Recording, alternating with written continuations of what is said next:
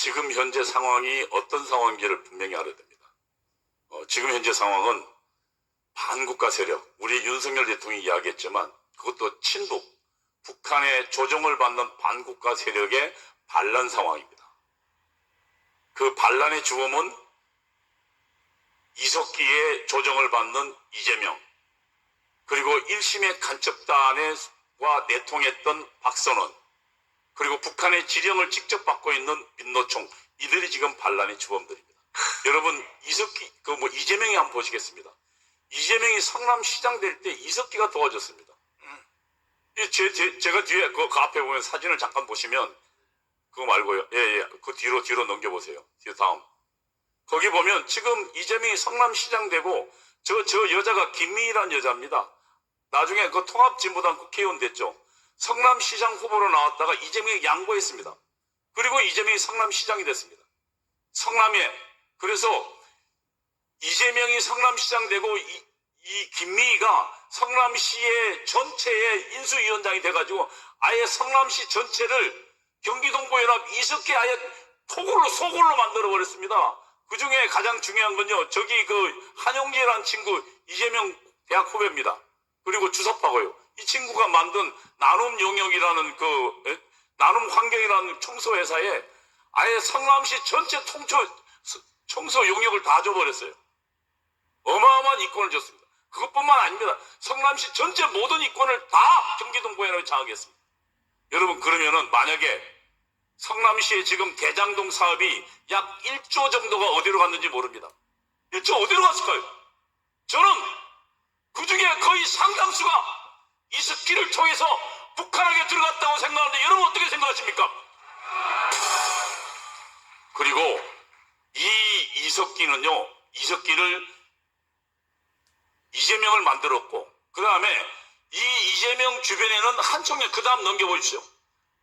다음이요. 예, 한총련, 경기동부연합, 한총련은 전대협 저의 후신들입니다. 한총련은요, 이 친구들은 북한의 수령의 지시가 있으면 아예 내가 총하고 폭탄이 되겠다고 주장하는 놈들은 매일 수령 충성문을 외치던 놈입니다. 그들이 지금 이재명 뒤에 있습니다.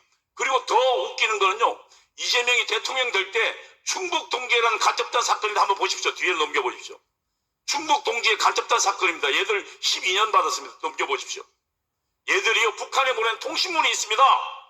이재명 지사가 민주진보개혁 세력의 대선 후보, 다시 민주진보개혁 세력이 어디입니까? 더불어민주당입니다. 더불어민주당의 대선 후보가 될 수 있도록 본사에서 지원해달랍니다. 그 본사가 북한입니다.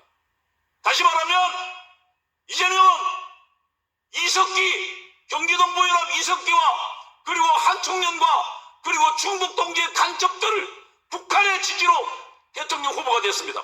그리고 지금 더불어민주당을 장악하고 있습니다. 그리고 그 이재명이 이렇게 이야기합니다. 지금부터 내 말을 들으라고. 그리고 검찰과 경찰에 명령하고 있습니다. 그 다음 간첩을 하나 보십시오. 뒤로 넘겨보십시오. 1심의 간첩 혐의자 박선원입니다. 넘겨보십시오.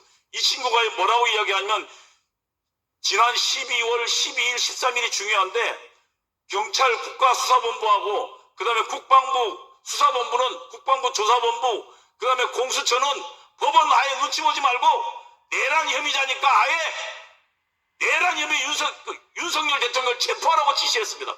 그리고 그 체포대로 지금 국방부의 모든 관련자들이 다 구속됐습니다. 그럼 박선은 누구냐? 한번 뒤로 넘겨보십시오. 2006년도에 10월에 노무현 대통령이 됩니다. 이때 이 친구 박선호는 청와대의 안보전략비서관이었습니다. 당시 1심의 간첩단 수사를 하던 국가정보원은 김승교 원장은 북한으로 1심의 간첩단으로부터 북한의 어마어마한 물량 약 30만 장의 국가의 기밀 문서가 북한으로 넘어갔다는 사실을 발견하고 그리고 그 주체가 박선호라는 걸 알고 박선호를 수사를 해야 된다고 노무현 대통령이 갔습니다. 대통령 참모는 대통령에게 재가를 얻어야 됩니다. 그러나 김승규 국정원장은 박선호를 조사하지 못했습니다. 왜냐하면 그가 먼저 잘렸기 때문입니다. 그리고 이 박선호는 그 뒤에 어디로 갔습니까? 노무현 문재인 정부 때 국가정보원에 가서 국정원 기조실장을 했습니다. 여러분, 국가정보원은 여기도 뭐 다른 분들 아시는 분 군 관계 그 다음에 안보 관련된 계신 분들은 아시지만 국정원 같은 데는요, 정보 차단, 업무 차단의 원칙이 있습니다. 다시 말하면 A 부서가 일하는 걸 B 부서가 모릅니다. 이걸 다 할 수 있는 사람은 국정원장밖에 없습니다. 그런데 또 한 명 더 있습니다. 누굽니까? 바로 기조실장입니다. 기조실장은 돈을 준답니다. 그러면 국정원이 공작하려면 돈 받아야 되죠. 그러니까 어떤 공작하는지 정확하게 알 수 있고, 그 다음에 인사를 당답니다. 그 사람의 업무 성과를 평가하기 때문에 이 기조실장은 국정원 내에서 국정원 모든 일을 다 들여다볼 수 있습니다. 간첩 혐의자가 국정원을 완전히 장악했던 사람, 이 박선원이 지금 국회에 들어가 있습니다. 국회에 들어가서 지금 우리 대한민국 검찰과 경찰과 그리고 국가수사본부를 보고 명령하고 있어요. 대통령을 잡아라고. 이게 반란이 아니고 뭡니까? 다음 민노총 한번 보시겠습니다. 지금 민노총은요, 저 자료를 한번 보십시오. 석권호라는 친구입니다. 민노총이 지금 현재 산하에 있는 게 언론노조입니다. 언론노조, 민노총 산하 조직입니다. 그러면 민노총 전체의 조직을 담당하는 게 누구냐면 조직제의국장입니다. 박석권호가 바로 민노총 조직제의국장인데, 이 친구가 북한의 간첩 이광진을 프롬펜, 그 다음에 중국, 북경, 광주, 그 다음에 하노이 등에서 만났습니다. 10여 차례 만났습니다. 그리고 북한의 지령을 받았습니다. 그리고 민노총 내에 저런 간첩 소조를 다 만들어놨습니다. 그러면 저 민노총 석권호는 결국 간첩 혐의로 심의전 받았는데, 여러분, 언론노조가 누가 있습니까? 언론노조가 바로 석권호의 지령을 받는 단체입니다. 여러분, 지금 이번에 적법한 절차에 진행된 계엄을 진행하자마자 내란이라고 몰았습니다. 윤석열 대통령을 내란 수계라고 몰았고, 그리고 김부 체포하라고 공격해대고 있습니다. 여러분, 이거 어디서 나온 걸까요? 저는 이와 같은 사례를 여러 번 본 적이 있습니다. 지난 노무현 대통령 탄핵 때 바로 북한의 한민전 방송이 뭐라고 이야기했냐면, 이 노무현의 탄핵은 의회 쿠데타라고 이야기했습니다.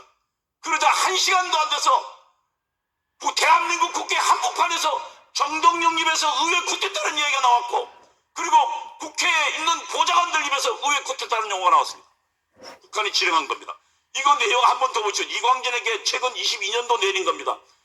11월 20일자 북한이 지령한 건데요. 그때 이태원 사태가 터지자마자 북한이 이렇게 했습니다. 국민이 죽어간다. 이게 나라냐?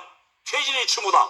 라고 지령했습니다. 이 내용 가지고 싸우라고요. 그러자 옆에 사진 보십시오. 예? 국민이 죽어간다. 대통령이 책임져라. 퇴진이 추모다. 그대로 나오지 않습니까? 이게 지금 지령받고 있다는 증거입니다. 저희 때도 한민전 방송을 통해서 북한은 모든 구호를 다 지시했습니다. 저는 이 지금 상황은 북한의 지령을 받고 있는 간첩들과 그들의 앞잡이인 이재명, 그리고 박선원, 그리고 민노총에 의한 반란이라고 저는 생각합니다. 여러분 어떻게 생각하십니까? 이 반란을 진압하려면 우리에게 있습니다. 우리는 정광훈 목사님과 광화문 애국 세력과 함께해서 이 반란을 당장 진압해 나가야 할 것입니다. 봐봐.